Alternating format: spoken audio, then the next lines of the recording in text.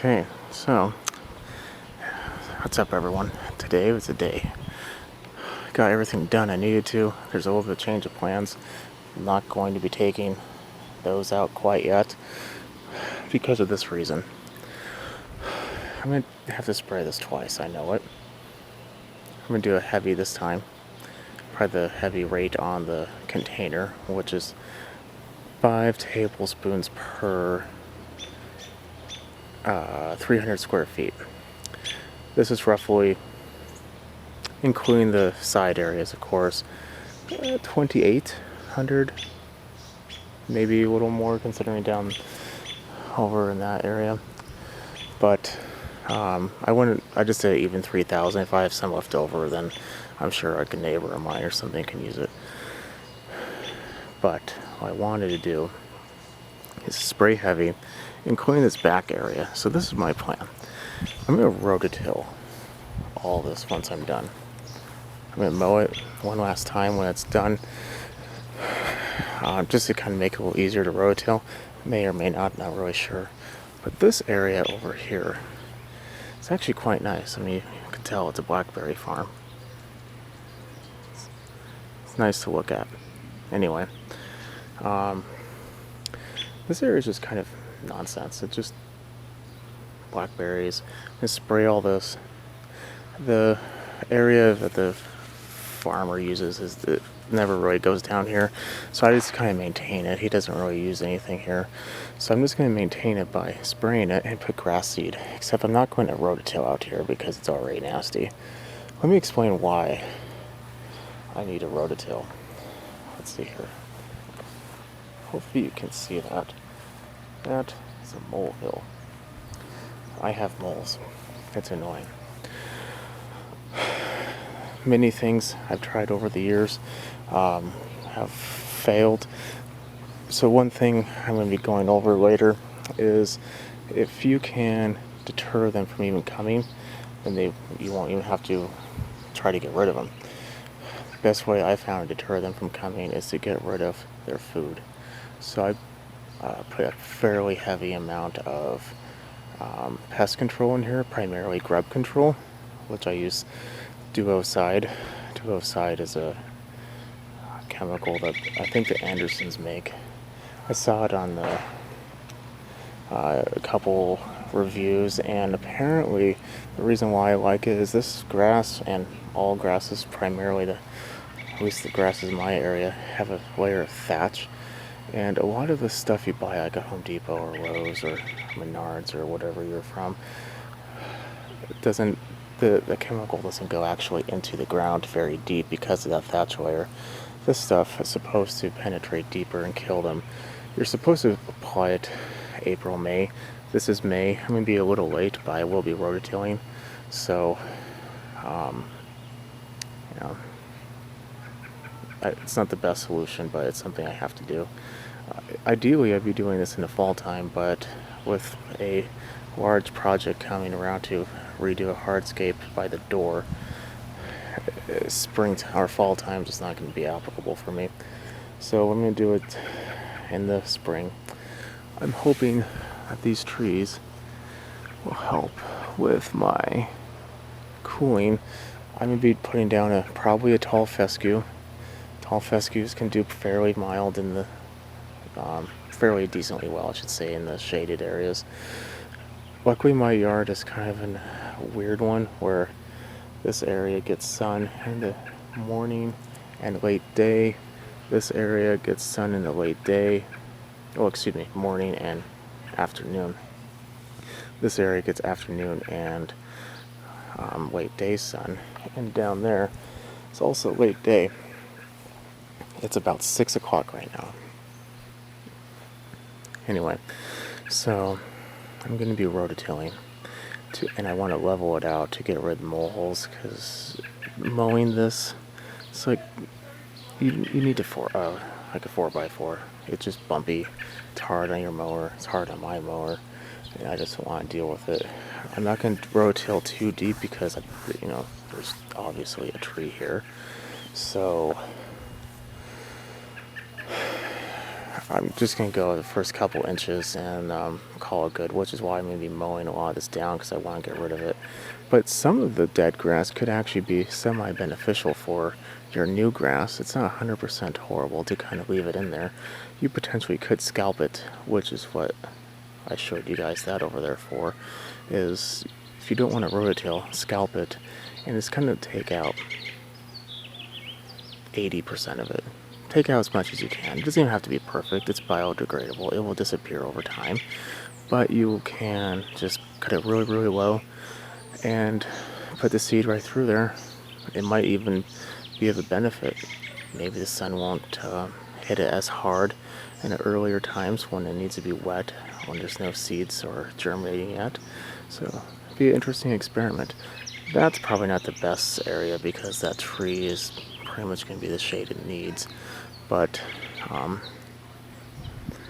I will be irrigating. If you see that rainbird over there, that is one of 4 that I have. I have a series of hoses. My water situation is kind of weird on how I need to tie into it. It's a long story, but it's basically, it'd be a fairly large undertaking I'm not going to be doing this year to pipe in underground sprinkling. That's probably going to be a next year project. And I know it'd be probably ideal to do it all at the same time because trenching would cause holes, but where I need them, I don't think I will have to trench all that much, if anything, in my grass.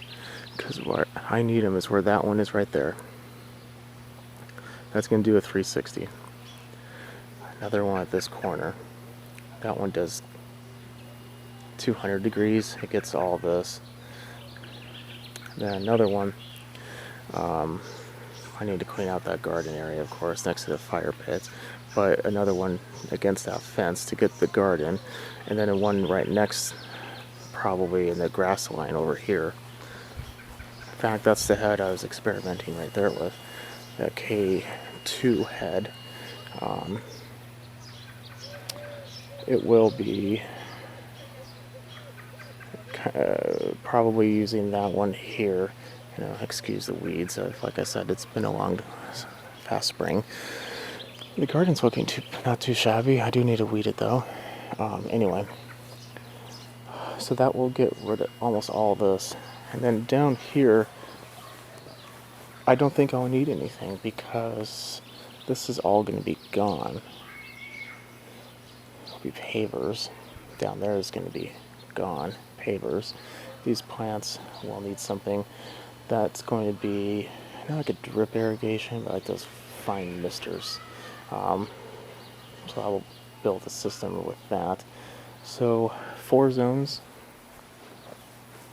My main water line is going to be coming where that mower deck is next to the planting soil and the giant grass clipping container I was using today. But can you see why I need to just round up everything? The weeds here are horrendous. I literally cleaned all this a week and a half ago, and that's all the growth. That's ridiculous. Poa here is just disgusting. That's what most of that is too. Anyway, procedure. What I'm going to be doing is I have my PPE on, long pants, shoes, covering, potentially want eye coverage. You probably should be wearing eye coverage. I'll grab some. And long sleeves. You don't want to have it's a tad windy, just a tad. Like, you could barely tell. Every now and then a leaf might move. But you don't want it to be windy. You want it to be as still as humanly possible, and this is the best time I've had today, so I want to take advantage of it. You want to spray evenly. I have a fan tip on. In fact, let's go over to the machine. This is a project that's going to be a parts project because, as you can tell, it's not going to be a mower. Hopefully you can see this.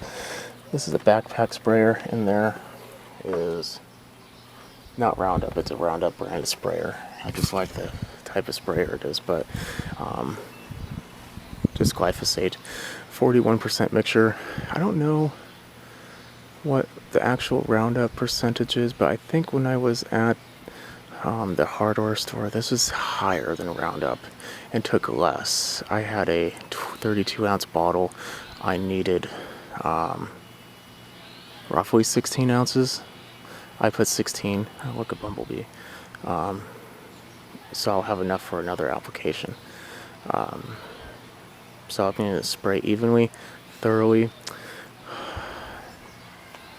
Weather. You want it to be not raining. It should be kind of dry, but not super dry.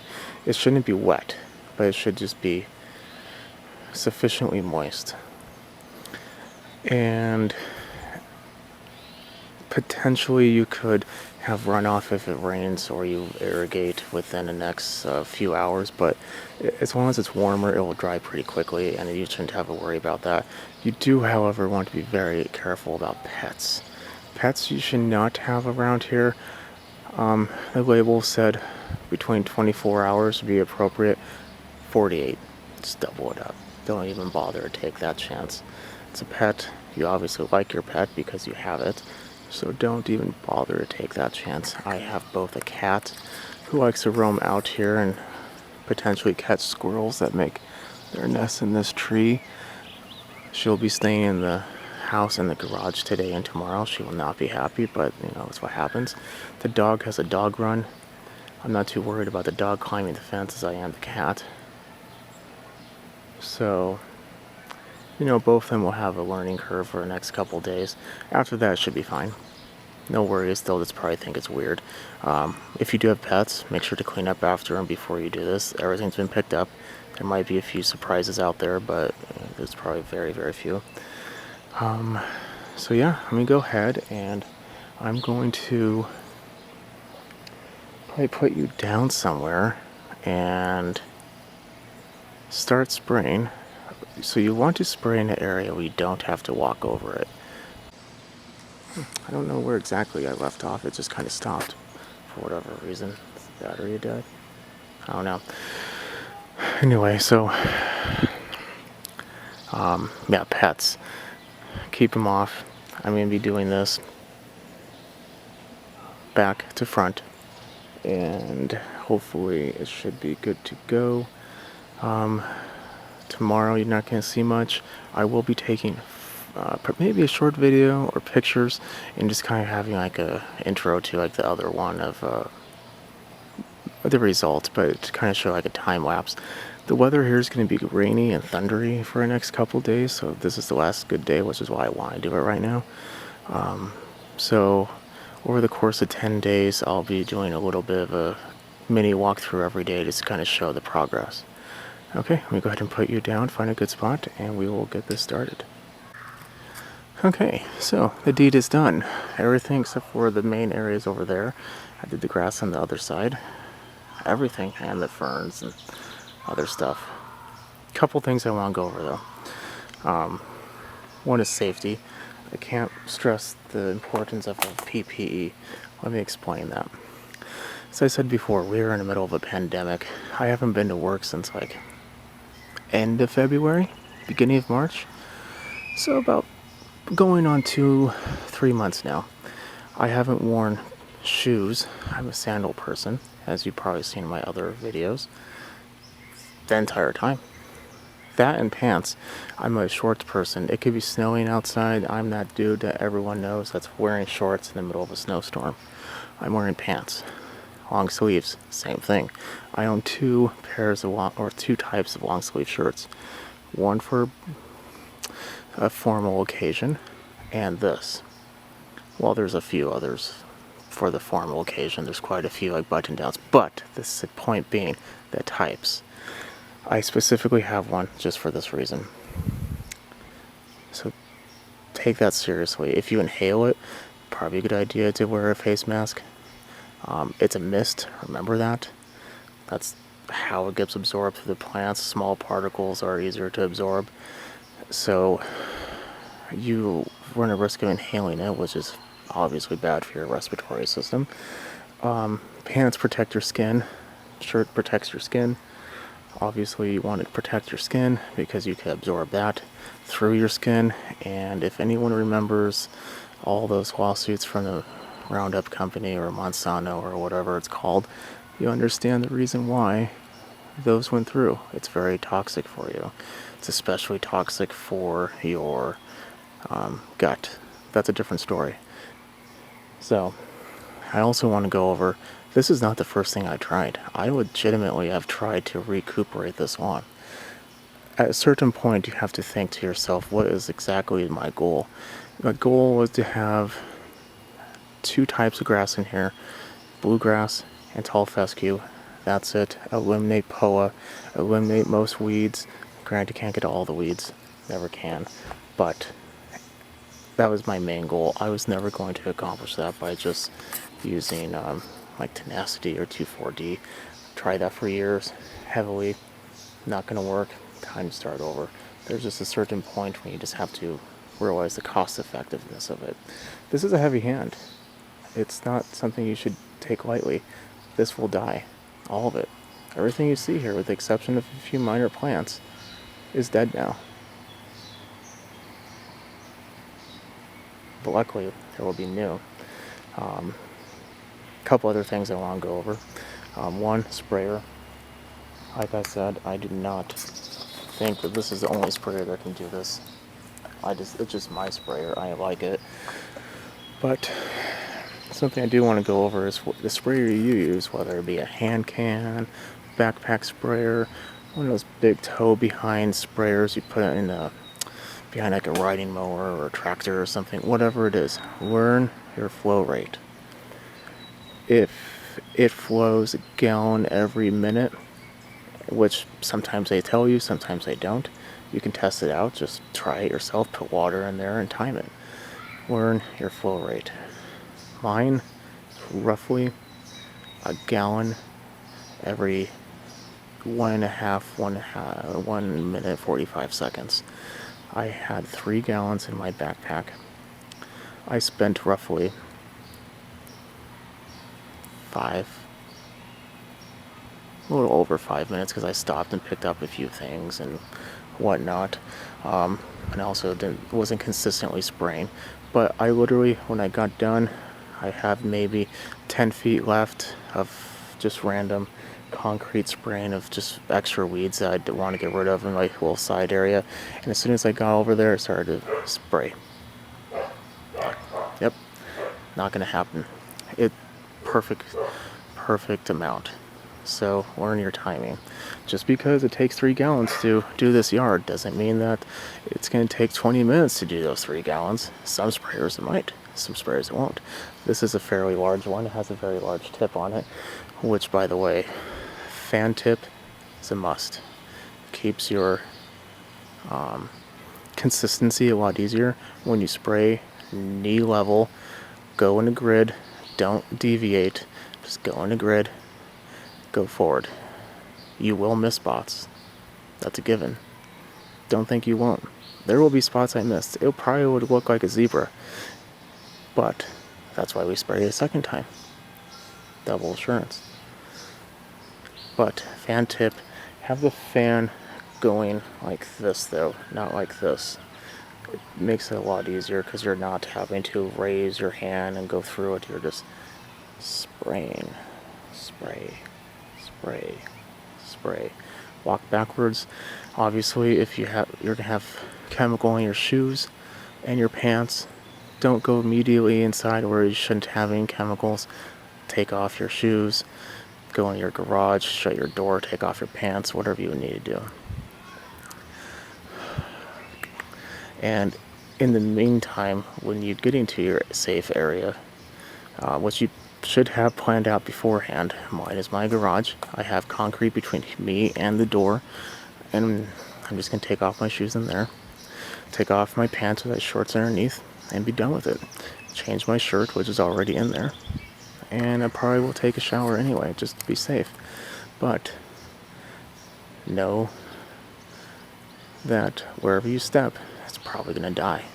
So if it's already dead, it don't really matter. Your shoes will be fine tomorrow. I would still rinse them, definitely rinse them, but they'll be fine. especially if you have yard shoes. Make sure you do this in yard shoes. Okay, well, that's a couple things I wanted to bring up. Like I said, this isn't the first thing I did. It's just it's just the most logical step from here forward, especially with a larger project coming on. So this is how you completely start your lawn over. Glyphosate. If you have any likes, questions, concerns, comments, definitely leave them below. Keep on watching and definitely subscribe. I will catch everyone later.